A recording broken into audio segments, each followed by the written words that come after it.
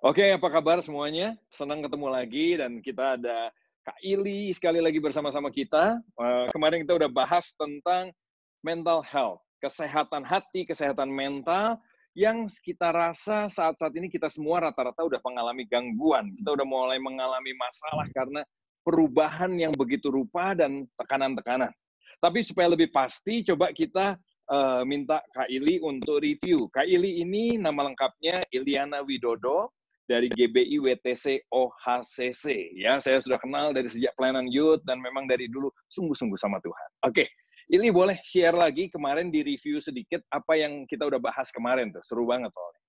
Oke, Kak Andi, sebelumnya thank you untuk kesempatannya, saya boleh Ya, sharing dan berbagi.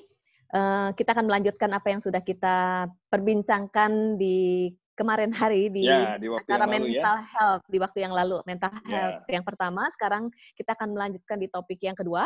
Sebelumnya sip. saya review sebentar bahwa, di hari yang lalu saya sharing-kan dari ayat 1 Tesalonika 5 ayat 23 bahwa kita terdiri dari roh, jiwa, dan tubuh.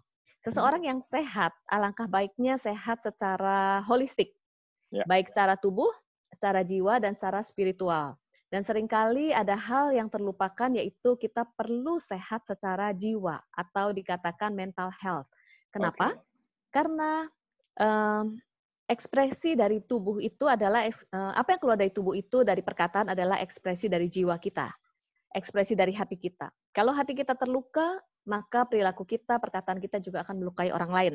Hmm, Itulah sebabnya sangat penting kita memiliki jiwa yang sehat atau mental health. Jiwa yang sehat itu seperti apa? Indikasinya kita melihat dari 4 indikator, hmm, yaitu dari spiritual, kemudian dari emosi, pikiran, ya, kemudian dari sosial, relasi dengan orang lain, dan dari perilaku. Seseorang oh, yang jiwanya sehat itu, dia bisa memahami diri, memahami kelebihan, memahami keterbatasan, kemudian juga bisa menghadapi tekanan, dan juga bisa berkontribusi di komunitas dan berfungsi dengan baik. Tetapi oke. seseorang yang jiwanya terganggu atau jiwanya sakit, berkebalikannya. Entah Hmm, dari sisi emosinya, ada yang overreaction, dari sisi pikirannya nathing berlebihan, negative thinking berlebihan, atau dari relasi menyendiri, kemudian dari spiritual merasa no hope, bahkan sampai terpikir mau bunuh diri. Ini hmm, ciri-ciri yang terganggu, jiwa ya, yang terganggu. Lalu ada levelnya. Seringkali kita berpikir jiwa yang terluka atau jiwa yang sakit itu ada kaitannya dengan rumah sakit jiwa. Nah, hmm, ini yang sudah stadiumnya mungkin tinggi, seperti kita juga sakit ada stadium 1, 2, 3, 4. oke. Padahal, mmm, jiwa yang terluka itu tidak harus di rumah sakit jiwa. Dalam kehidupan Hmm, sehari-hari betapa banyaknya kita melihat orang-orang yang di sekeliling kita depresi, stres, itu sebenarnya juga jiwa kita sudah terluka. Hanya sama hmm, seperti sakit fisik, ada yang berasa, ada yang mengganggu, ada yang belum terlalu mengganggu. Oleh sebab itu, oke. mental health itu juga ada levelnya. Ada yang normal dan ada yang abnormal. Apabila kita Hmm, sudah abnormal, berarti kimiawi otak kita sudah tidak normal, sudah terpengaruh, sudah mulai tidak bisa membedakan antara halusinasi dan kenyataan, khayalan dan kenyataan, fungsi-fungsi sosialnya terganggu, fungsi sehari-harinya terganggu, sudah tidak bersemangat, tidak mau makan, tidak mau melakukan kegiatan sehari-hari, boro-boro bekerja ya, semangat oke. hidup aja sudah tidak ada. Nah, Ya, disinilah yang butuh pertolongan lebih lanjut, yang sudah mulai gangguan jiwa abnormal. Kalau kita ya. melihat ada gangguan jiwa abnormal dan masih normal, sebenarnya yang abnormal itu tidak terjadi secara instan. Sebenarnya bisa ditolong dari Oke. stres Bisa yang ditolong menumpuk. ya. Betul Kalau banget, kita mengenali dari awal bisa ditolong gitu, itu yang poin betul penting sekali. ya. Oke, Mhm. oke, oke. Karena penyebabnya memang bisa kimia, bisa genetik, tapi paling banyak karena life event. Oke. Kejadian-kejadian yang mempengaruhi psikologis, kemudian stres yang menumpuk, emosi negatif yang menumpuk, bisa ditolong di awal. Tapi kalau sudah menumpuk, menumpuk dan melebihi kapasitas kita, disitulah mulai terjadi gangguan jiwa yang mungkin Oh, sudah mempengaruhi fungsi sehari-hari, Kak Andi. oke, oke. Jadi kalau udah terlalu numpuk itu istilahnya kayak meledak gitu ya? tangki kita tuh meledak, nah itu yang dibilang gangguan jiwa gitu ya. Betul sekali. Gangguan jiwa yang lebih berat. Tapi sebetulnya waktu kita mulai sensi, mulai apa, sebetulnya kita harus Itu akui pun suka sudah nggak suka. terganggu. Itu udah gangguan jiwa Emosi ya. kita sudah terganggu. Oke. Saya kayaknya ada gangguan jiwa berarti. Ya, seperti ini.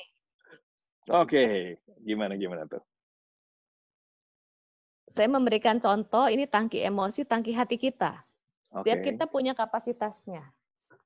Dalam hidup ini kita mengalami berbagai kejadian, baik positif maupun negatif. Ya. Setiap kali kita mengalami pengalaman yang negatif, as a human kita memiliki perasaan sedih, kecewa, takut. Oke. Dan Ya. disitulah emosi negatif menumpuk. Ya. Kemudian apabila tidak diproses, kita akan mengalami pengalaman-pengalaman berikutnya. Oke, apa tuh? Kemudian semakin menumpuk. Sedih, Ya. kecewa, menumpuk. Kalau tidak pernah diproses, ini akan terus menumpuk. Bayangkan kita mengalami kejadian berikutnya, lalu mulai menumpuk lagi. Oke. Misalnya tumpukan emosi negatif kita seperti ini nih, Kandi. Ini pun sudah terlihat dari perkataan, perilaku. Tumpukan ini pun sebenarnya bisa apa ya? Kalau kita sudah menumpuk di sini pun sebenarnya jiwa kita pun sudah penuh dengan luka. Oke, Kandi bisa lihat nggak sisa space di sini? Tinggal dikit sekali ya? Tinggal sedikit sekali. Oke. Space yang kosong ini adalah kemampuan kita untuk mengelola kejadian hari ini dan yang akan datang.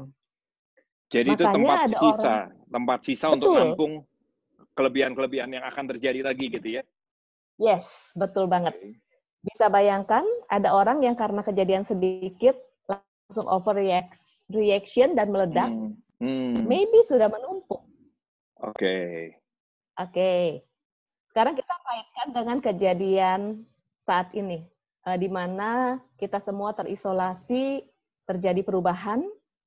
Apabila sesuatunya sudah penuh, memang sudah membawa masalah dari masa lalu, luka masa lalu, kemudian menghadapi situasi seperti saat ini, perubahan yang mendadak, perubahan yang besar, semua kita pasti stres.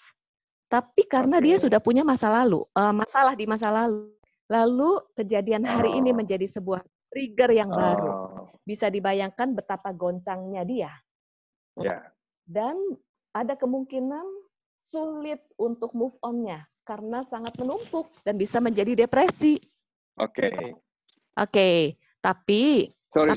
Berarti kita harus sadar bahwa, coba diangkat dikit. Nah, kita harus sadar bahwa kita nih sekarang bukan botol kosong ya. Betul banget. Kita udah keisi dari masalah-masalah dari kecil. Semua masalah itu udah numpuk. Kalau nggak pernah diberesin itu numpuk. Dan apa yang terjadi hari ini bikin tambah banyak lagi. Kadang-kadang kita mikir kita tuh botol kosong, itu yang salah ya. Kita sudah penuh dengan stres dari masa lalu. Oke. Betul sekali. Silakan dilanjutkan. Kalau sudah penuh, kemampuan kita menghandle situasi saat ini itu kita sulit. Boro-boro berpikir jernih, boro-boro ada ide kreatif. Karena pada saat emosi kita menumpuk, ada satu bagian otak, amigdala, itu kalau menumpuk dengan emosi, maka bagian prefrontal cortex kita sulit untuk menganalisa, sulit untuk mendapat hikmat, sulit berpikir jernih, sulit muncul ide-ide kreatif yang baru. Saya yakin Tuhan pasti memberikan ide yang baru, hikmat yang baru. Tapi kenapa kita sulit menangkap, sulit berpikir jernih? Karena ada tumpukan emosi. Oleh sebab itu, betapa pentingnya kita mengosongkan tangki emosi yang berisi dengan sampah-sampah emosi negatif. Dan berbeda dengan seseorang yang memang dia terus berproses. Jadi tangki emosinya ini tidak penuh, memang terus diproses, emosi negatif diproses. Kejadian hari ini pasti membuat ada stres juga, kekhawatiran, tapi dia lebih mampu mengelola kejadian hari ini dan yang akan datang karena dia punya space untuk mengelolanya. Jadi kuncinya dikelola ya. Kita harus mengelola tabung emosi kita harus dikelola supaya jangan over. Yes, betul. Dan kalau sampai gangguan jiwa abnormal, itu berarti over capacity. dan terus-menerus, sehingga mempengaruhi kimiawi otak. Nah, pada saat kimiawi otak sudah tidak balance, maka mulailah terjadi gangguan jiwa yang sudah abnormal. Oleh sebab itu, sebelum ini penuh, itu sangat bisa ditolong dengan kita terus berproses, membersihkan tangki emosi negatif. Kita tidak bisa menghindari pengalaman negatif, tapi kita bisa mengelola emosi kita supaya kita lebih sehat secara jiwa dan secara emosi. Jadi kalau kita sampai punya gangguan jiwa, bukan salah orang sekitar ya, karena kita tidak bisa menghalangi, melarang kejadian negatif, itu pasti ada. Betul sekali, karena kita tidak bisa menghindari. Nah, yang salah adalah kita nggak bisa mengelolanya, kita nggak mengelola hati kita ya. Ya, mungkin lebih tepatnya tidak dibilang salah, karena kita belum tahu dan kita belum memiliki skill untuk mengelola. Nah karena itulah kita ngobrol kali ini untuk bahas ini, supaya kita semua dan teman-teman tahu gimana cara mengelola tangki emosi kita tadi ya. Betul sekali, betul sekali. Oke. Boleh dilanjut gimana dong caranya? Karena saya lihat seperti yang lalu kita udah bilang bahwa dengan perubahan yang sangat besar saat-saat ini, hampir dipastikan kita semua sedang mengalami tumpukan emosi yang jauh lebih banyak dari sebelumnya. Betul banget. Apalagi kalau kita sudah membawa modal masa lalu yang belum dipulihkan ya. Itu dia. Jadi hampir dipastikan pasti kita sudah mulai mengalami gangguan-gangguan sebetulnya. Betul sekali. Ya? Stres itu pasti, karena stres itu adalah respon terhadap perubahan. Dan karena berubah, semuanya berubah mendadak dan luar biasa banget. Berubah mendadak dan perubahannya nggak enak lagi ya, nggak menyenangkan. Betul sekali. Dan tidak tahu sampai kapan juga. Nggak tahu sampai kapan. Tidak pasti juga. Masalah tambah banyak, sehingga itu pasti membuat gangguan emosi, gangguan jiwa pada Ili, pada saya, pada teman-teman. Ya. Termasuk saya juga sampai sempat mengalami tidak bisa berpikir jernih karena dipenuhi dengan kekhawatiran, kecemasan. Mulai pada saat kekhawatiran dan kecemasan, saya mulai overthinking. Nanti gimana nih? Sampai kapan? Kalau ini gimana? Mulai ada imajinasi yang negatif. Nanti kalau ini akibatnya seperti ini, dan semakin cemas. Dan waktu saya mulai semakin cemas, itu pikiran saya tidak bisa berpikir jernih, boro-boro mendapat hikmat. Serem. Gini, kalau gitu daripada saya ngalamin gangguan jiwa lebih jauh, saya pengen tahu gimana caranya dong supaya kita jangan sampai tambah parah. Gimana mengelolanya tadi? Gimana? Itu penting banget. Penting banget. Waktu kita mengelola emosi, kita perlu bedakan antara dua. Yang pertama adalah mengelola emosi untuk memulihkan luka yang lama. Ini berhubungan dengan pengalaman-pengalaman masa lalu yang sudah ada tumpukannya di masa lalu. Itu namanya emotional healing. Kesembuhan emosi, pemulihan emosi. Lalu yang keduanya itu adalah mengelola emosi untuk kejadian-kejadian yang akan datang. Nah, disinilah yang dikatakan kecerdasan emosi, yaitu mengelola kejadian-kejadian yang akan datang supaya emosi kita bisa tetap positif. Dua hal ini ada prinsip yang sama, yaitu dalam hal pengelolaan emosi. Tentunya untuk melewati stres, yang pertama kita lihat adalah hal spiritual. Kalau orang yang sehat jiwanya, dari sisi spiritualnya pun dia sehat. Kenapa spiritual itu penting? Nomor satu, karena spiritual itu sangat berperan besar terhadap kesehatan jiwa. Kita perlu menyadari dan percaya bahwa apapun yang terjadi, situasi apapun yang terjadi, ada Tuhan yang memegang kendali. Amin. Kemudian, kalau apapun ada hal yang tidak kita mengerti, kita perlu mempercayai kita memiliki Tuhan yang selalu punya maksud yang baik. Jadi mempercayai hati Bapa. Itu yang nomor satu. Karena begitu kita sudah tidak mempercayai Tuhan, orang tidak mempercayai Tuhan, dia jadi no hope. Tapi kalau kita tahu kita ada Tuhan, hati Bapa yang selalu memberikan yang terbaik, di situ ada pengharapan. Walaupun kita belum bisa mengerti. Itu nomor satu. Kemudian nomor dua adalah kita mengelola jiwa. Jiwa itu terdiri dari emosi, pikiran, dan kehendak. Kita perlu kelola emosi dulu nih, Kak Andi. Ini yang sering terlewatkan, emosi. Bagaimana kita mengelola emosi?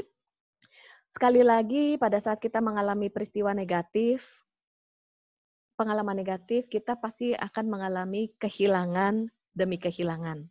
Oke, oke. Contohnya waktu kita masa kecil itu, waktu kita mengalami konflik orang tua, berarti kan sebagai seorang anak kita kehilangan rasa aman. Oke, Kita kehilangan kasih sayang. ya, Kemudian waktu kita difitnah oleh teman-teman, kita sedih, apa yang hilang? Kita kehilangan kepercayaan, oke. kehilangan relasi, kehilangan koneksi. Ya, Kemudian hari ini kita mengalami situasi karena COVID-19, berapa banyak mm, kehilangan yang kita alami? ya. Berapa banyak kehilangan? Kak Andi kehilangan apa saja dengan situasi ini? Saya kehilangan pekerjaan saya lagi bermasalah, kira-kira begitu ya. Jadi Oke, saya kehilangan gereja, saya kehilangan komunitas, saya kehilangan banyak sekali ya. Saya nggak bisa mengerjakan kegiatan-kegiatan saya, banyak sekali yang kehilangan. yes. Betul juga. Nah, pada saat seseorang mengalami kehilangan-kehilangan, bagaimana perasaan kita? Saya Ya, ya. menanyakan kepada Kak Andi, bagaimana perasaan Kak Andi sejujurnya waktu mengalami kehilangan-kehilangan tersebut? Saya ada khawatir, ada takut. Ya. Ya, Ya, itu sampai saya sempat bangun terlalu pagi dari biasanya, keringetan gitu kan. Dan saya harus akui ya. karena saya khawatir tentang masa depan, saya takut gitu. Oke. Terus saya mulai gampang marah, makin ke Oke. sini makin gampang marah, kenapa kayaknya sumpek gitu. Sumpek itu jadi jenuh di rumah, pengen ketemu orang, apa segala ya, jenuh dengan apa yang di Oke. rumah. Nah, itu juga apa yang saya rasa. Kehilangan relasi juga ya Kak Andi ya? Ya, ya. Dan itu berpengaruh sekali. Nah, dari sini sebagai contoh, pada saat kita mengalami kehilangan, ada emosi, sedih, kecewa, kemudian takut. Oke, Sedih, kecewa, dan takut itu juga sebenarnya bukan primary emosi. Jadi bukan oke, emosi yang mendasar. Karena di balik sedih, takut, dan kecewa, ada kekhawatiran yang lain. Entah misalnya, kalau kita kehilangan pekerjaan, di balik takut kehilangan pekerjaan, di balik itu kita takut masa depan, takut oke, kehidupan anak-anak, atau takut oke. identitas kita. Hmm, Ada kehilangan-kehilangan yang lain. Nah, pada hmm, saat kita mengalami itu, ada tumpukan emosi negatif. Nah, oke, setiap kali pengalaman kehilangan yang membuat kita rasa sedih, takut, kecewa, perasaan sedih, takut, dan kecewa itu perlu diproses supaya tidak menumpuk. hmm. Bagaimana memprosesnya? Cara satu-satunya memproses adalah kita perlu memperkatakannya. Memperkatakan, oke. Yes, Memperkatakan apa maksudnya? Memperkatakan memperkatakan. gimana? Memperkatakannya itu adalah mengakui secara jujur apa yang Hmm, kita alami, apa yang kita rasakan, mengekspresikan perasaan kita yang pertama kepada Tuhan, oke, bukan menyangkali, bukan oke, di-bypass. oke. Di pembicaraan yang lalu kita membahas bypass ya. Ya, ya, ya. Bypass itu adalah mengelola dengan sementara tapi kurang tepat dan itu emosi negatif tetap tertumpuk. Hmm, Lalu kita mengekspresikan, mengakui perasaan sedih. Seperti tadi saya tanya kepada Kak Andi, apa yang Kak Andi rasakan waktu mengalami kehilangan? Mulai khawatir, takut, ini hmm. adalah jujur loh dengan hati yang terdalam. Ya, ya, Nah, ya. pada saat kita jujur mengekspresikan, disitulah emosi negatif kita mulai rilis. Wah, yang gawat kalau kita nggak terbiasa untuk jujur ya. Selalu Betul kamuflase, sekali. Betul lagi banget. pendeta-pendeta ya, pendeta-pendeta. Gimana kabarnya? Luar biasa, ya kan? Betul sekali. Di dalam Lain, Tuhan kita tidak takut, pasti ada jalan. betul sekali. Itu lain dari yang diucapkan dengan lain yang diucapkan dan lain di hati. Hati, oke. Kemudian seringkali juga kita jangan-jangan sudah mati rasa. Waktu ditanya, Kak Andi, waktu kehilangan, rasanya gimana? Gua baik-baik aja, puji Tuhan, haleluya. Karena Tuhan akan memberikan yang terbaik. Hmm, Itu betul, itu betul. itu Itu betul. ungkapan iman betul, Ya, tapi kita tidak mengakui perasaan kehilangan kita. oke. Berarti kita perlu belajar bahwa iman itu nggak perlu bertentangan sama mengakui. Kita nggak Yes, apa mengakui aja, tapi waktu saya takut, tapi saya belajar percaya untuk bahwa Tuhan akan jaga saya. Kira-kira gitu ya? Betul banget. Tapi diakui ketakutannya, sampai ketakutan yang sampai parah pun akui aja, jangan Betul ditutupin. sekali, Oh, betul oke oke. banget. Justru kejujuran di hadapan Tuhan itu penting sekali. Waktu Oke. kita mengekspresikan dan mengakui itu bukan tanda tidak beriman, justru itu akan mendekatkan kita kepada Tuhan. Kemudian juga kita semakin sadar bahwa kita terbatas, kita butuh Tuhan, kita butuh kekuatan dari Tuhan. Oke. Dan itu akan mengubah perspektif kita bahwa kita sadar kita hidup di dunia yang tidak kekal. Kalau Kita kita hidup di dunia mengekspresi yang tidak kekal. kekal, Maksudnya betul. memang dunia ini akan hilang ya, Betul sekali. anytime ya. Betul sekali bahwa tidak semua yang kita harapkan itu bisa kita dapatkan. Oke. Sulit loh kita menerima itu. Bahwa kita hidup di dunia yang kita tidak bisa kontrol. Jadi kita menyerahkan apa yang tidak bisa kita kontrol, itu kita serahkan kepada Tuhan. Waktu kita melakukan grieving, itu yang dinamakan grieving. Oh, itu grieving. Cuma saya mau nanya sedikit, sorry nih. Jadi Ya, gini, kadang-kadang orang waktu suruh, ayo kamu pikirin bahwa ini memang bisa hilang. Dia tambah takut mikir itu, dia nggak mau mikir itu. Itu betul gimana sekali. tuh? Betul banget. Jadi banyak orang yang memilih menghindar. Menghindar memikirkan hal yang negatif. Yes, Oh, sorry. Menghindar untuk menghadapi kenyataan. Karena oke. kalau menghadapi hal itu, di sini tambah takut, tambah sedih. Tapi memang Hmm. harus dihadapi dan diproses. Jadi Hmm, tambah takut itu pasti terjadi, pasti ya kan? tadi. Tambah Mm-mm. stres waktu memikirkan dan mengakui itu pasti terjadi. Betul sekali, betul Oke. banget. Jadi Oh, sorry. Seringkali oke, orang waktu ngalamin itu mikir, "Waduh, saya tambah parah nih takutnya. Ah, jangan mikir lagi." Salah ya. Jangan betul, jangan diakui lagi. Salah ya. betul. Jadi proses Oke oke. grieving, ini yang dinamakan proses grieving atau meratap. Oke. Itu ibaratnya tuh seperti waktu kita ngomong sama Tuhan, di depan kita itu ada sebuah tas, lalu Mhm. kita mengeluarkan semua emosi negatif kita masukkan ke dalam tas itu, lalu kita serahkan kepada Tuhan. Oleh sebab itu ada firman Tuhan bilang, marilah datang kepadaku yang letih, lesu, dan berbeban berat, Mhm. maka aku akan memberikan kelegaan. Seringkali kita datang sama Tuhan, beban kita, emosi negatif tetap kita pegang. Tapi pada saat Oke. kita mengakui dengan jujur dan mengekspresikan kepada Tuhan, disitulah kita menyerahkan emosi negatif kita, kekecewaan kita kepada Tuhan. Kan kita datang sama Tuhan Oke. bukan hanya membawa ucapan syukur, membawa Oh pujian, ya? Oh ya? tidak hanya ucapan syukur dan juga pujian, tapi juga membawa ekspresi emosi kita kepada Tuhan. Dan Tuhan ready kok. Kita Marilah datang kecewa kepadaku. gitu, kita Yes. sedih, itu kadang-kadang kita nggak ngerti betul, kita pikir Tuhan nggak mau dengar tuh. Tuhan maunya Kalau kita kita lihat di haleluya kitab gitu Daud, kan. Heeh. kalau kita lihat Daud, 2/3 Mazmur Daud itu isinya adalah grieving. Dan ada kitab 70%, ratapan oke. juga. Ya, Grieving. Jadi isinya betul. Mazmur Daud itu 70% lebih itu mengeluh ya? Ya, mengekspresikan kesedihan Daud, isi hati Daud, seperti saya bacakan di Mazmur 13. Mazmur 13 ini adalah proses grieving yang Daud lakukan. Ayat 1, untuk pemimpin biduan Mazmur Daud. Kita lihat di ayat 2. Daud bilang gini sama Tuhan, berapa lama lagi Tuhan kau lupakan aku terus-menerus? Berapa Oke. lama lagi kau sembunyikan wajahmu terhadap aku? Berapa lama lagi aku harus menaruh kekhawatiran dalam diriku dan bersedih hati sepanjang hari? Berapa lama lagi musuhku meninggikan diri atasku? Di sini Daud menyampaikan kekhawatirannya, kesedihannya, dan dia bertanya kepada Tuhan, Tuhan ada di mana? Bukankah kalau kita saat mengalami masalah, kita tahu Tuhan baik, tapi kenyataannya tidak seperti yang kita harapkan. Nah, di situ Bentar, kita bentar, ulang. mengalami, Bagus tuh, ya, bagus tuh. Kita tahu Tuhan baik, tapi kenyataan yang kita hadapi tidak seperti yang kita harapkan. betul banget. Waktu kita mengalami Hmm. kehilangan, kita tahu Tuhan baik, tapi kita mengalami kehilangan, hati kita kan tetap sedih.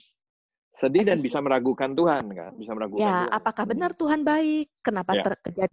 terjadi seperti ini? Nah, waktu kita ragu, apapun yang kita rasakan, datanglah terbuka kepada Tuhan. Nah, di Dan situ Tuhan nggak apa-apa ya. Tuhan nggak apa-apa ya. menurut Kak Andi Tuhan gimana? Menurut Apa atau saya tidak apa-apa? Tuhan nggak apa-apa. Saya pernah ngalamin tuh gimana saya kecewa sekali, marah sekali sampai saya terus terang saya maki-maki Tuhan. Oke. Prosesnya 1 tahun lagi, nggak sebentar. Oke. 1 tahun Oke. dan tapi di dalam proses itu saya menemukan bahwa Tuhan Bapa yang baik. Tuhan terus terima saya apa adanya, peluk saya, dan itu menyembuhkan sekali. Tapi memang Yes. 1 tahun itu, 1 tahun tuh hampir hilang sih. Malah Ya. udah hilang kira-kira begitu ya. Ya, nah disitulah yang dinamakan proses grieving. Jadi waktu kita mengalami proses grieving, kita seperti ada apa ya, proses yang menurun, kelihatannya menurun. Oh, Jadi ada jatuh jatuh jatuh. ya Mmm, jadi anggap saja ada 3 desa ya. oke, Oke, 3 desa. ada gambarnya, ada Oke. 3 desa. Desa satu adalah pada saat kita mengalami kejadian atau krisis. Nah, pada saat kita mengalami kejadian atau krisis, pertama pasti kita kaget, terus kita marah. Mmm, Lalu mulailah, apakah kita sangkali, "Enggak kok, nggak apa-apa, oke, baik-baik saja." Nah, itu mulai menyangkali atau bypass emosi. mmm, Lalu ada desa 2 dan ada desa 3. mmm. Desa 3 ini adalah hidup yang baru. Jadi kita memulai aktivitas yang baru, memulai kegiatan-kegiatan yang baru, move on lah desa 3 ya. Oh, oke. Seringkali waktu di desa 1 kita mengalami kejadian atau krisis, kita sedih, kecewa. Kita tidak memproses ke desa 2, tapi kita langsung move on ke desa 3 Seakan-akan hebat ya, dengan seakan-akan oke, seakan-akan bagus seakan-akan sekali. tidak terjadi apa-apa.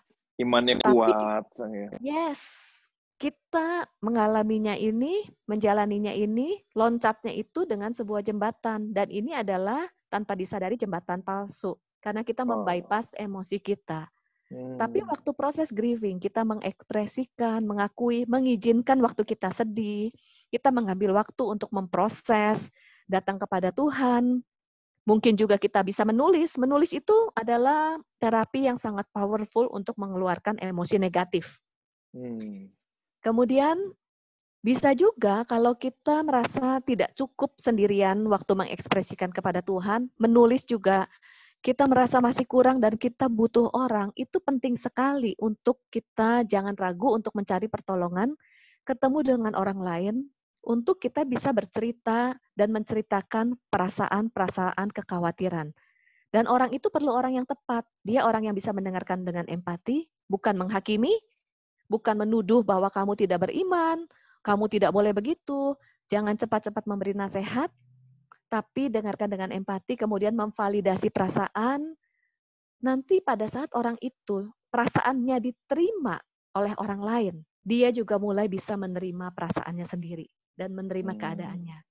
Di situasi wow, seperti itu, sepertinya keadaannya turun dan jatuh. Tapi pada saat dia sudah berproses, ini prosesnya bisa lama nih. Sehari, ya, 2 hari, sebulan, atau keandai setahun. ya ya ya, Apalagi seseorang yang ditinggal kematian, itu bisa sampai ya, 1,5 tahun, nanti baru dia bisa melangkah ke desa 3, yaitu move on. Dia menjadi pribadi yang berbeda. Tidak sama dengan yang pertama karena ada sesuatu yang hilang, tapi dia sudah bisa menerimanya dan dia bisa memaknainya, itu berbeda. Waktu memulai hidup baru atau move on dengan memaknai, itu sangat berbeda waktu move on dengan merepress dan menyangkali, lalu tetap di hatinya ada emosi negatif. Satu hari itu akan meledak, ataupun dalam kehidupan sehari-hari itu terpancar dari perkataannya yang suka mengeluh, suka mmm, ngomongin orang, suka negatif, kemudian mmm, pikirannya menjadi negatif. Kenapa? mmm, Karena ada sampai emosi dan pemikirannya jadi negatif. Disitulah pentingnya kita memproses emosi. iya iya iya. Jadi kalau sekarang misalnya, saya ngomongnya negatif negatif, saya perlu menyadari bahwa, saya ada sesuatu yang salah Yes, nih ya, betul mmm, banget. nggak usah Bukan gengsi. salah, ada sesuatu yang perlu diproses. Oke, ada sesuatu yang perlu diproses. Jadi bukan salah, bukan jadi nggak usah jaim ya, orang jaim bahaya berarti Betul, ya. betul banget, Sa betul sa banget. saya waktu itu ya nggak bisa ngobrol sama siapa-siapa karena posisi saya kan pendeta, dan saya lagi marah sama Tuhan, saya nggak bisa ngomong sama siapa-siapa, saya setahun sih, eee, hidupnya meledak-ledak aja, kacau balau gitu ya. Sampai suatu kali Oke, lewat sebuah lagu, tahu-tahu Tuhan pulihin saya, Tuhan oke, sembuhin saya, dan di situ saya mulai proses pemulihan. Tapi selama oke. 1 tahun itu saya betul-betul kurang ajar sama Tuhan sih. Saya sengaja saya ngomong jadi kayak nantang-nantang Tuhan kayak apa begitu. Sebenarnya di hati yang terdalam saya percaya bukan mau menantangnya, tapi benar-benar sulit menerima kenyataan yang sedang dialami. Ya, saya nggak Gitu. bisa terima sakit rasanya gitu ya, Ya, kecewa gitu ya, dan saya ya, luapin, nggak tahu ngomong sama siapa, kan nggak bisa jemaat mau dengar saya ngomong begitu kan, bisa kecewa sekali gitu kan ya. Istri saya pun dia ya, nggak bisa ngomong, sama Nini nggak bisa ngomong, karena saya takut dia juga, saya tahu ini bahaya ini kalau orang lain ketularan, mereka bisa kehilangan iman gitu kan. ya, Jadi akhirnya saya ya. maki-maki sendiri apa segala dan Tuhan pulih Akhirnya no. bisa melewati ya proses itu Ya, ya. ya. Dan di situ saya justru menemukan kasih karunia Tuhan loh. Ya.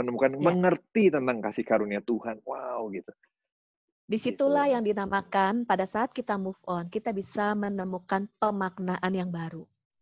Pemaknaan yang baru, keren. Oke. Dan Nah, kita tapi akan menjadi lebih kuat. lebih Lebih kuat. kuat. Ya. Oke, Kak Andi saya mau lanjutkan sedikit di Oke, Mazmur boleh. 13. Hmm. Di ayat 2 dan 3, tadi Daud mengekspresikan perasaannya, lalu di ayat 4, Daud ada permohonan, pandanglah kiranya, jawablah aku ya Tuhan, Allahku, buatlah mataku bercahaya. Ini satu permohonan di dalam doa, dan ini sering kita lakukan. Kemudian di ayat 6, tetapi aku kepada kasih setiamu aku percaya, hatiku bersorak-sorak karena penyelamatanmu, aku mau menyanyi untuk Tuhan karena ia telah berbuat baik kepadaku. Ini adalah pujian dan ucapan syukur mengingat kebaikan Tuhan.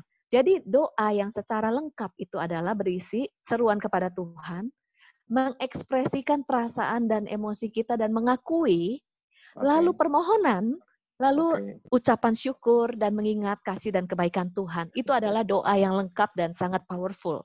Tapi seringkali kita melewati yang bagian kedua.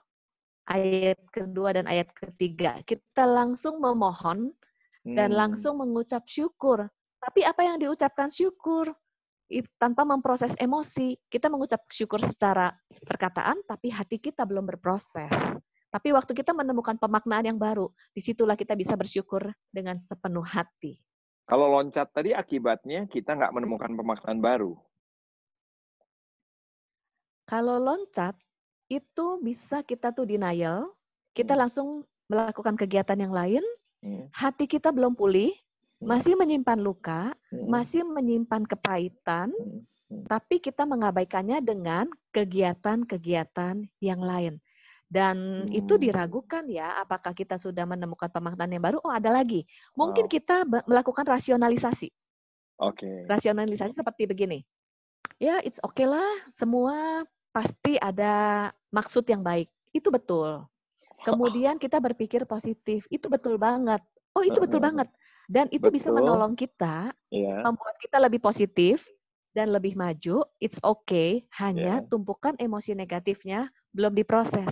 Satu hari ada trigger atau ada kejadian yang mengingatkan kita kepada luka tersebut, kita akan stuck dan kembali lagi. Dan kita akan goyang lagi. Itu yang membedakan antara setelah memproses lalu kita move on dibandingkan dengan meloncat dengan jembatan palsu, melakukan rasionalisasi dan sebagainya. Saya mau tanya nih, waktu itu sih saya kalau tadi doanya harus ada 5 lengkap ya, saya emang nggak ada tuh waktu setahun itu nggak ada doa yang lain, marah aja terus sama Tuhan. Yang di nomor 2 itu terus ya. Nomor 2 terus gitu ya. Lagi proses grieving-nya itu ya Kak Andi ya. Tapi ternyata itu yang membantu menyembuhkan ya. Betul ya. Saya pengen tanya gini loh. Iya. Apa bedanya menggerutu sama grieving? Oke. Jadi gini. Waktu kita grieving, itu kita menceritakan, mengakui perasaan-perasaan kita. Waktu kita bercerita, kontennya bisa beda. Antara lain kita menceritakan kejadian yang melukai. Kita ngomongin orangnya melulu. Jadi kalau gosip kan ngomongin orang melulu. Sama-sama bercerita tapi ngomongin orang terus. Kemudian kita ada yang komplain. Komplain itu menyalahkan orangnya. Kok kamu begini sih? Kok kamu jahat sih? Menyalahkan orang. Itu kan sama-sama keluar dari mulut. Tapi yang powerful itu adalah mengakui perasaan. Saya terluka, saya sedih karena pengalaman Saya sedih karena saya kehilangan dia. Saya sedih karena saya kehilangan pekerjaan. Saya takut karena saya membayangkan nanti di masa yang akan datang kehidupan saya seperti apa. Dan jujur saya takut karena saya nggak ngerti. Itu beda loh, Oh, mengakui oh, perasaan. oh. Grieving itu mengakui perasaan ya, mengakui perasaan Dan bukan. Oke, oke. mengekspresikan perasaan kepada Tuhan. Itu, Ya, ya, bukan ya, hanya ya. bercerita kejadian. Hmm. Dan untuk bisa mengakui perasaan, itu tidak mudah loh. Jangan-jangan ada orang Kristen yang perasaannya sudah mati rasa. Hmm. Kalau ngomongin orang itu gini ya, berarti jangan-jangan itu nggak menyembuhkan kita, tapi kita menutupi. Betul ya? Yes. Jadi Oh, ngomongin orang atau seandainya menggosipkan, itu sebenarnya kita ada kemarahan atau kekecewaan atau luka yang tidak terproses. kayak proses Jadi ditutupi pakai keluarnya ngomongin membicarakan orang. dia, membicarakan Oh, ya, ya. Itu bukan ya, grieving ya? menyalahkan orang lain. Itu bukan grieving ya? Bukan. Itu Hmm. membypass emosi. Wow, oke, oke, oke. Saya pikir kalau ngomongin orang saya sudah mengeluarkan emosi saya, ternyata bukan ya, itu bypass justru. Kemudian merepress, denial, menyangkal, rasionalisasi, itu berbagai cara-cara untuk kita membypass emosi kita tidak berproses, Oke, oke, tidak oke, oke, memproses. oke. Lalu Hmm, akibatnya keluarlah dari perilaku, dari tindakan, dari hmm. perkataan, entah perkataannya jadi suka marah-marah, melukai Ya. orang lain, overreaction, seperti itu. Ada orang yang grieving terus dia karena tahu gini misalnya, ya udah saya memang lagi grieving kok, dia terus-terusan grieving tapi jalan di tempat. Gimana membedakannya? Supaya jangan Ya, jalan di tempat. betul. Ada proses berikutnya. Hmm. Jadi setelah memproses emosi, kita perlu memproses pemikiran kita, pola Oke. pikir. Karena kan jiwa terdiri dari emosi dan pemikiran. Waktu kita memproses pemikiran, kita bedakan antara dua pola pikir atau mindset. Ada fixed mindset, ada growth mindset. Fixed mindset itu adalah ciri-ciri orang yang memiliki pemikiran, kalau ini terjadi krisis, ya sudahlah hidup saya hancur, nggak ada harapan. Nggak ada kesempatan ke depan lagi. No hope, tidak mau berubah, dan pengen jalan di tempat, dan itu senang jalan di tempat. Kemudian berpikir negatif, kemudian menuntut orang lain, menyalahkan orang Hmm. lain. Nah, ini fixed mindset. Tapi kalau growth mindset itu, waktu menghadapi krisis, menghadapi tantangan, saya tahu krisis ini adalah satu kesempatan. Hmm. Kemudian tantangan yang ada itu adalah kesempatan untuk mencoba sesuatu yang baru. Dia Hmm. juga bisa menerima masukan. Kemudian dia juga bisa tahu bahwa ada pola-pola pikir yang salah di dalam pemikirannya. Misalnya gini, growth mindset itu kita bisa berpikir berbagai kemungkinan yang ada, possibility-nya. Contohnya seperti yang saya kasih contoh di waktu yang lalu, ketemu Kak Andi, lalu Kak Andi kelihatannya cuekin saya. Hmm. Kalau orang yang punya fixed mindset, wah pasti Kak Andi cuekin saya. Kak Andi keterlaluan. Kak Hmm. Andi ini tidak menghargai saya. Nah itu fixed mindset. Sudah negatif, asumsi, sudah meramal sesuatu yang buruk duluan. Tapi Hmm. kalau orang yang punya growth mindset, dia bisa berpikir hal yang lain. Oh mungkin Kak Andi memang sibuk, memang dia buru-buru, atau kacamatanya ketinggalan. Nah, waktu kita bisa mengelola pemikiran kita, itu juga berpengaruh kepada emosi kita. Jadi, perlu kita berproses setelah memproses emosi, memproses pola pikir kita. Kalau ada hal-hal yang kita nggak nyaman atau mengganggu, kita ambil waktu, apa yang saya rasakan? Sedih, kecewa? Oke. Sedih, kecewa karena apa? Oh, karena saya kehilangan pekerjaan. Saya sedih, saya kecewa, saya takut. Oke, apa yang ditakutkan? Karena nanti bagaimana saya hidup di masa yang akan datang. Terus saya mau makan apa? Oke, itu yang akan masa yang akan datang, makan apa itu yang nanti. Lalu mulailah berpikir, yang sekarang apa yang bisa dilakukan? Nah, baru di sini mulai mengelola apa yang bisa dilakukan. Kalau nggak tahu caranya, bisa minta pertolongan, atau tanya, atau diskusi, atau belajar sesuatu yang baru. Nah, seringkali orang itu stuck karena regulasi emosinya belum stabil. Tapi waktu regulasi emosinya sudah stabil, disitulah baru dia mulai bisa mengelola pemikiran. Nah, waktu mulai mengelola pikir, juga dia mulai harus melangkah dari perilakunya, tindakannya. Melakukan sesuatu yang berbeda. Ya. Jadi satu sisi Melatih diri. kita harus melatih diri untuk, yuk saya harus berubah, saya harus maju, saya harus move on. Tapi di sisi lain kita juga harus terus meriksa, kalau masih ada luka ya kita harus akui terus. Ya. Jadi itu kayak dua kutub yang dua-duanya harus ada ya. Harus yuk move on, tapi juga mengakui terus gitu ya. Sorry, di sisi lain apa? Satu sisi harus Jadi melatih diri move on. Seperti ada dua kubu yang kita harus akui bahwa satu sisi kita harus mendorong diri kita untuk move on, tapi sisi lain juga kita harus menerima dan mau mengakui kalau kita masih ada luka. Betul sekali. Kalau dan cuma salah satu berarti kan nanti nggak bagus ya. Kalau move on doang tanpa nggak diakui, kita loncat, belum sembuh. Kalau cuma mengakui aja tapi nggak mau move on, jalan di tempat. Dua-duanya harus ada. Betul ya. Sekali. Betul sekali. Ada yang move on tanpa memproses emosi. Ya, ada yang move on tanpa memproses emosi. Contohnya, bukankah banyak orang yang berhasil tapi jiwanya terganggu? Oke, ya. Contohnya orang kaya tapi ngamuk-ngamuk kehidupannya, perilakunya. Pendeta juga begitu kan, ngamuk-ngamuk kerjanya. Nah, itu jangan-jangan perilaku terganggu ya. Betul sekali. Ya. Betul sekali. Kemudian juga mempengaruhi pengambilan keputusan, mungkin juga dia waktu kecil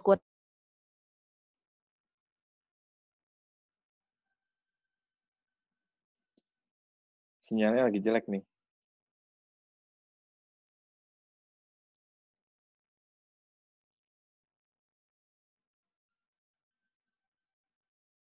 Halo.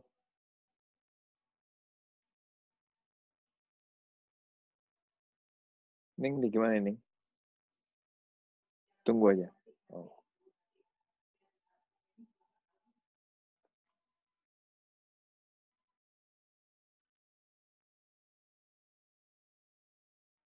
Putus. Udah nyambung.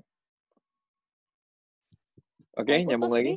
Iya, nggak apa-apa. Dilanjut aja tadi sampai di saya kan bilang move on. Iya. Seperti saya misalnya waktu Mama dipanggil Tuhan, saya tidak mengizinkan diri saya untuk grieving. Bahkan saya waktu itu tidak tahu bahwa perlu grieving. Jadi saya langsung move on, melakukan berbagai kegiatan, pelayanan.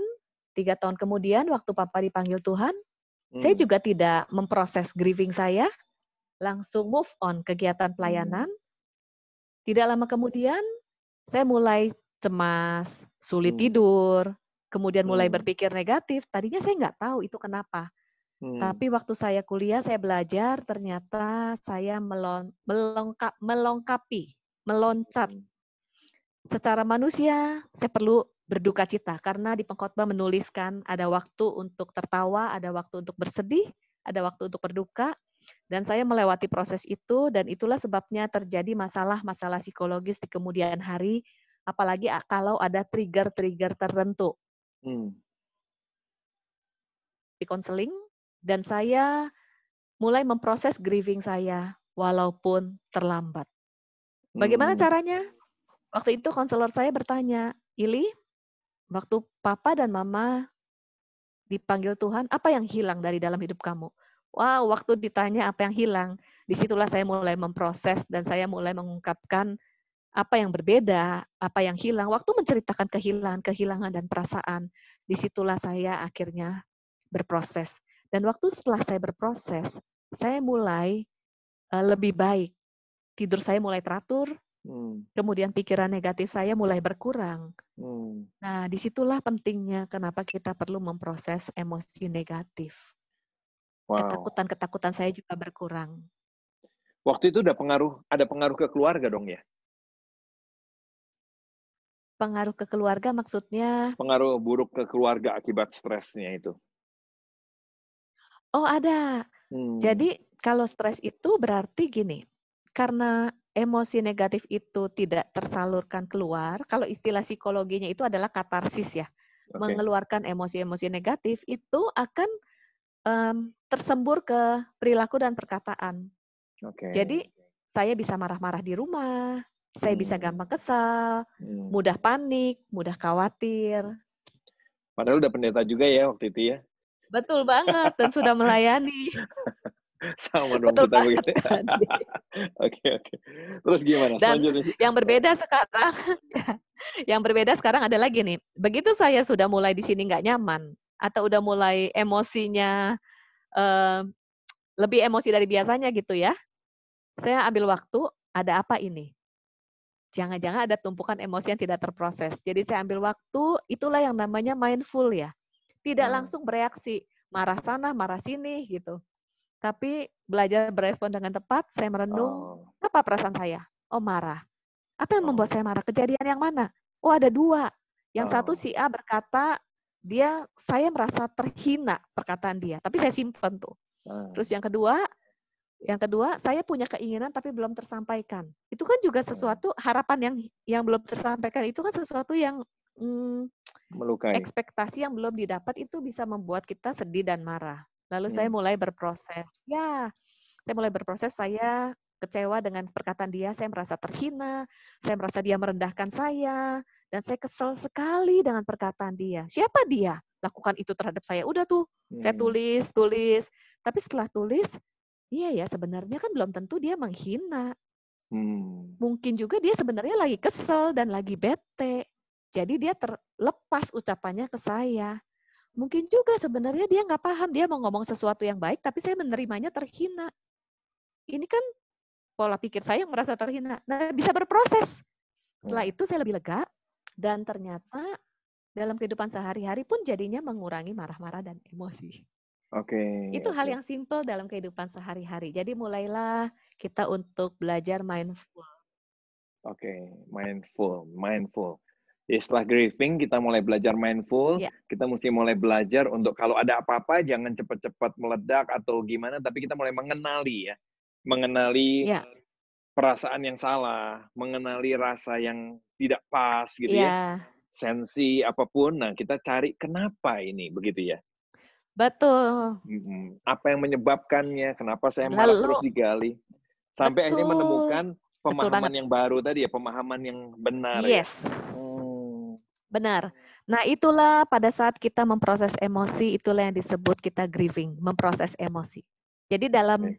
mindful itu ada bagian kita memproses emosi. Akui apa perasaan kita, kenali. Oke. Dan setelah kita melewatinya, baru kita lebih bisa berpikir lebih positif dan mengambil tindakan-tindakan yang lebih positif. Karena kalau tidak, tindakan kita itu dipengaruhi dengan emosi yang penuh nih di sini negatif. Jadi kita mengambil keputusan atas dorongan emosi yang negatif. Itulah kenapa seseorang bisa reaktif, tidak bisa berpikir panjang. Karena kalau dipenuhi emosi, memang pikirannya menjadi pendek. Ya, ya, ya, ya, ya, ya, ya. Dan Wow, bayangkan wow, kalau wow. sudah menumpuk over capacity, disitulah mulai ada gangguan jiwa yang lebih serius lagi. Jadi kalau tadi Ya. adalah tips-tips untuk self-healing. Dan jangan ragu, kalau butuh orang lain, carilah pertolongan, carilah teman bicara. Dan kita sebagai teman, kalau ketemu dengan rekan kita yang depresi atau yang stres, jadilah pendengar yang baik. Validasi perasaannya, jangan dihakimi. Katakan, saya peduli akan kamu, saya concern akan kamu, dan itu saat orang tersebut diterima perasaannya, diterima dirinya, dia pun bisa menerima dirinya dan mengalami kelegaan, dan itu powerful banget. Jadi yang harus dilakukan sama keluarga, sama komunitas, sama gereja adalah mengizinkan Betul, orang, betul. menumpahkan perasaannya, mendengar dia gitu ya, mendengar. Jangan dihakimi, jangan langsung suruh loncat, lebih seakan-akan cepat pulih. Ya, izinkan dia untuk berproses ya. Betul.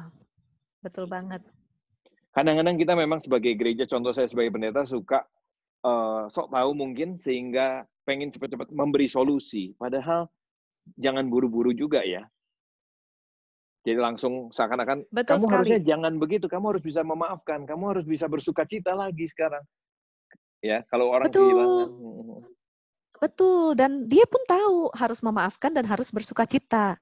Oke. Tetapi belum sinkron antara kognitifnya harus bersukacita, di sininya lagi penuh dengan kesedihan. Dan satu lagi, jangan lupa setelah mengalami proses grieving, kalau ada orang-orang yang perlu diampuni, jangan lupa untuk melepaskan pengampunan. Dan pengampunan yang seutuhnya itu sebenarnya sesudah mengalami proses grieving, lalu kita bisa mengampuni dengan penuh pemaknaan. Kalau kita tidak sinkron, hati kita masih penuh kemarahan dan disimpan, kemudian disangkali, kita memaafkan justru diragukan. Mungkin memaafkan lewat perkataan, tapi hati kita belum sinkron dengan apa yang kita katakan. Iya. Kalau begitu bagaimana? Apa yang harus dilakukan? Terus saja, gimana kalau seperti itu? Kak Andi, nggak kedengeran? Oke, kalau seperti itu, kalau nggak Putus-putus sinkron, kalimat terakhir. Saya ulang ya. Kalau seperti itu, jadi kita mau memaafkan, tapi hati masih marah. Nah, apa yang harus dilakukan? Oke, izinkan dulu kita memproses emosi. Akui lagi di hadapan Tuhan. Tuhan, Akui saya lagi. tahu. Ya, saya tahu saya terluka karena dia. Saya terluka karena Kak Andi cuekin saya. Saya terluka lakukan sesuatu yang negatif terhadap saya panggil nggak didengerin, saya sedih, saya terluka, saya kecewa. Tapi Tuhan, walaupun sulit, saya mau belajar melepaskan pengampunan. Oke. Kemudian setelah ini, waktu ingat Kak Andi lagi, bisa nggak sedih lagi? Bisa. Waktu ingat Kak Andi lagi, bisa nggak sedih lagi? Bisa. Nah, waktu sedih lagi, ulangi proses yang sama, datang sama Tuhan, Tuhan, waktu ingat saya masih sedih. Saya masih terluka, saya masih kecewa, tapi saya mau melepaskan pengampunan. Itu kita udah maju tuh. Nah, waktu ingat udah nggak sedih. Ya, waktu ingat udah nggak sedih, tapi waktu ketemu, berasa lagi tuh. Nek. Katanya suka nek kalau ketemu saya. Nah, waktu kita mengalami itu, ambil waktu untuk memproses lagi. Tuhan, waktu saya ketemu, saya masih enek. Rasanya susah. Nggak tahu, saya masih kesel, saya masih teringat. Tapi saya mau melepaskan pengampunan. Dan itu satu kejadian. Kita bisa memproses berulang-ulang sampai kapankah kita tahu kita sudah memprosesnya dengan dengan baik saat kita mengingat kejadian itu. Hati kita tidak luka lagi, tapi kita menemui pemaknaan yang baru. Disitulah kita sudah pengampunan seutuhnya. Jadi pengampunan itu adalah journey. Proses. Sembuh juga proses ya. Pulih itu proses. Betul. Ya. Selama masih begitu terus dia repeat lagi, repetisi lagi terus. Tapi kita kayak roda yang terus berputar ya. Makin lama makin baik dan kita akhirnya sembuh. Betul. Keren. Wow, keren. Betul. Jadi untuk pengalaman yang akan datang pun prinsipnya sama. Oke.